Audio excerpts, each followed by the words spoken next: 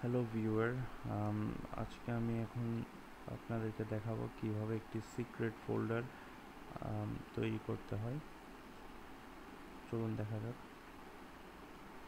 Secret folder তৈরি করার আগে একটি নিউ ফোল্ডার রেডি করছি।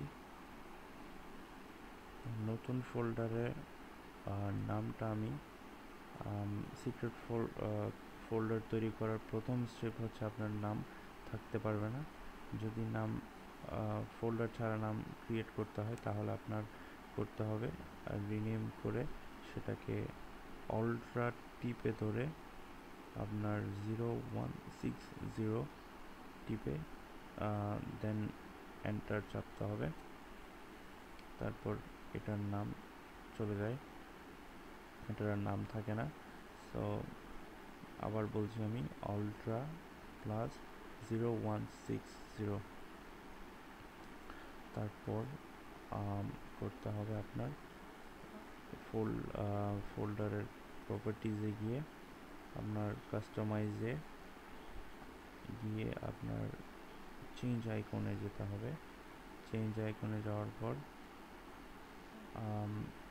এখানে কিছু একটু এপাশে আসলে আপনি দেখবেন এখানে কিছু খালি ঘর রয়েছে।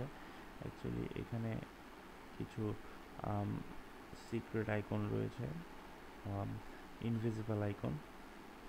এগুলো সিলেক্ট, এখান থেকে যে কোনো একটি সিলেক্ট করার পর আপনি অ্যাপ্লাই দিন, দেন ওকে।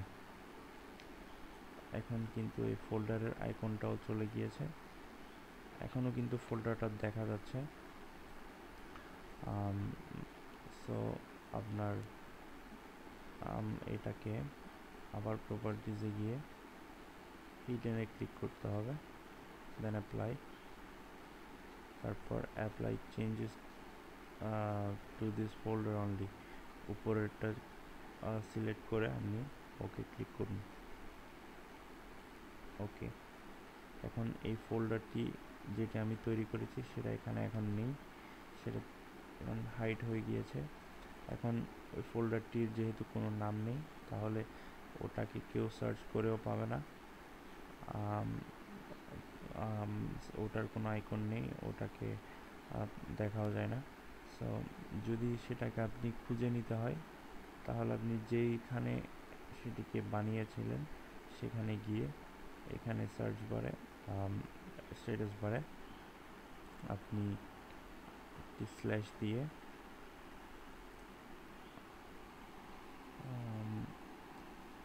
দিয়ে আপনি আবার সেম যেভাবে আপনি ওটার নাম লিখেছিলেন অল্ট্রা 0160, তারপর সবগুলো ছেড়ে দেওয়ার পর enter.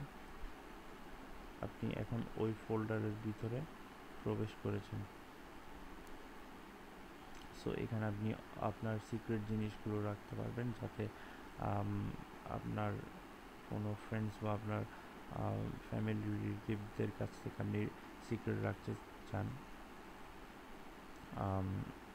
So thanks for viewing my videos.